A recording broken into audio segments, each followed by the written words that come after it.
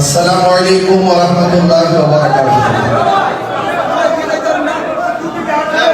উপস্থিত বাংলাদেশ ইসলামী ফ্রন্ট যুব শাখার ছাত্র সেনা কর্তৃক আয়োজিত পবিত্র মাহে রমজানের তাৎপর্য শীর্ষক আলোচনা ও ইফতার মাহফিল। উক্ত মাহফিলে উপস্থিত আছেন চুনারঘাটে আপামর উলামায়ে কেরাম, পীর মাশায়েখ এবং বিভিন্ন সাংগঠনিক নেতৃবৃন্দ। সবাইকে আমার পক্ষ থেকে আন্তরিক অভিনন্দন জানাচ্ছি। হবিগঞ্জ সোনারঘাট মাধবপুরে আমার এই নির্বাচনী এলাকার কর্মীবৃন্দ যারা নিরলস পরিশ্রম করে নিঃস্বার্থ ভালোবাসা প্রদর্শন করে সত্যের পক্ষে সার্বভৌমত্ব সুরক্ষায় দেশ এবং জাতির কল্যাণে নিজেদেরকে নিবেদিত করে এক উজ্জ্বল দৃষ্টান্ত স্থাপন করেছেন। আপনাদের সেই ঘাম ঝরানো পরিশ্রমের প্রতি আমি কৃতজ্ঞতা জ্ঞাপন করছি।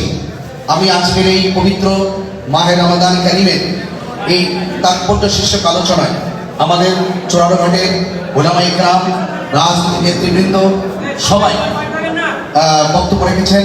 হয়তো সময়ের কারণে আমি ওই দিকে যাব না। আমি শুধু এটুকু বলতে চাই, আমাদের সত্যের সন্ধানে আমরা সবসময় নির্ভীক সৈনিক ছিলাম। সত্যকে প্রতিষ্ঠায় আমরা নিজেদেরকে সবসময় কোরবানি করেছি। আমরা মনে করি আমরা কেবলমাত্র আমাদের কাজগুলো একটি চূড়ান্ত রূপরেখায় শুরু করেছি। ইনশাল্লাহ আমি মনে করি আমরা যদি সকলে ঐক্যবদ্ধ থাকি, অসত্যকে সাধন করা যায়, মানুষের মনে যে জায়গা করে নেওয়া যায়, মানুষ যে আমাদেরকে গ্রহণ করে এবং মানুষ যে আপনাকে গ্রহণ করে, সেই গ্রহণ করার নেপথ্যে শুধু একটাই, আমি আপনি আমাদের সবচাইতে ওই বিষয়টাই কাজে লেগেছে যে আমরা মানুষকে ভালোবেসে রাজনীতি করেছি। মানুষের প্রতি উদারতা, মানুষের প্রতি ভালোবাসা, এই ভালোবাসার ভিত্তিতে রাজনীতি করলে যে আসলে অনেক কিছু অর্জন করা যায় তার বাস্তব প্রতিফলন কিন্তু এই আসন্ন ত্রয়োদশ জাতীয় সংসদ নির্বাচন সারা দেশ বিবৃতি দেখেছে, ঠিক না? সেই জন্য আপনাদেরকে অনুরোধ করবো, আপনারা এখন থেকে ঘরে বসে থাকা চলবে না, আমাদের কাজ কিন্তু অনেক বেড়ে গেছে। আমাদের উপজেলা থেকে ইউনিয়ন পর্যন্ত, ইউনিয়ন থেকে ওয়ার্ড পর্যন্ত আমাদের অনেক কাজ বাকি আছে। সেই জন্য এই কাজগুলো আমরা ধারাবাহিকভাবে আমরা প্রত্যেকটা কাজ আমরা করব এবং যে কোনো মূল্যে আমরা শান্তির শৃঙ্খলা রক্ষায় আমরা নিজেদেরকে সমর্পণ করব, অর্পণ করব। সেই জন্য আপনাদের সকলকে অনুরোধ করব, আপনারা যারা কাজ করেছেন, যারা পাশে থেকেছেন, যারা সুন্নিয়তের পক্ষে, দেশের পক্ষে, দেশের মানুষের পক্ষে, দল মত নির্বিশেষে সকলকে ভালোবেসে যারা রাজনীতি করেছেন, আপনাদের সেই রাজনীতির ধারাবাহিকতাকে অব্যাহত রাখবেন এবং আপনারা কাজ করবেন একজন করে প্রতিটি গ্রামে গ্রামে। আমি চাই একটা ছেলে, প্রত্যেকটা গ্রামে একটা ছেলে যেন অন্তত পক্ষে 100 জনের একটা অ্যামাজিং কাফেলা তৈরি করতে পারে, যে কাফেলার মাধ্যমে আমরা এই চুনারঘাট মাধবপুরে আগামীতে আমরা একটি কাঙ্ক্ষিত বিপ্লব ঘটাতে পারবো। কথা বলেন, ঠিক কিনা বলেন?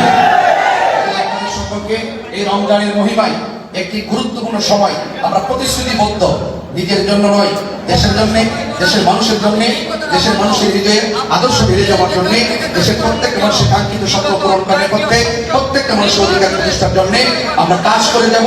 এটাই হোক আজকে পবিত্র মাহে রমাদান মুবারকের ইফতারের পূর্ববর্তী সময়ের প্রতিশ্রুতি। আল্লাহ পাক যেন আমাদের সকলকে আগামী প্রত্যেকটা কাজ ঐক্যবদ্ধভাবে, আমাদের এখানে অনেক সংগঠন আছে, হ্যাঁ, ওই সংগঠনগুলো আপনার জানেন আমরা সুন্নি জোটের মাধ্যমে আমরা নির্বাচন করেছি।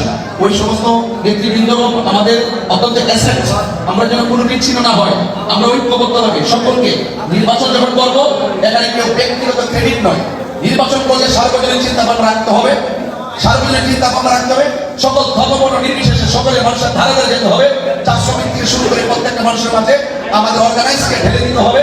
এই জন্য আমরা আমাদের জায়গা থেকে সবাইকে নিয়েই আমরা কাজ করতে চাই।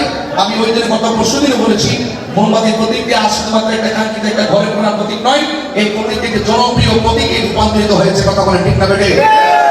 ইনশাল্লাহ আমরা আশা করি আমরা আগামীতে আরো ভালো কিছু করতে পারবো এবং আমিও আপনাদেরকে নির্বাচন করেছি। আমার চলাফেরায়, আমার কথাবার্তায়, আমি যেভাবে আপনাদের কাছে যাওয়ার কথা ছিল, আপনাদেরকে নিয়ে আপনাদের পরামর্শ যেভাবে গ্রহণ করার কথা ছিল, সেভাবে আমরা সেইভাবে করতে পারিনি। তো আগামীতে হয়তো আরো আমাদের জন্য কাঙ্ক্ষিত সময় আসবে, সুযোগ আসবে, আপনারা আমাদের পরামর্শ দিবেন এবং আমরাই এই চুনারঘাট এবং মাধবপুরে মানুষের কল্যাণে কথা বলবো, কাজ করবো, এই প্রত্যয় রেখে বিদায় নিচ্ছে।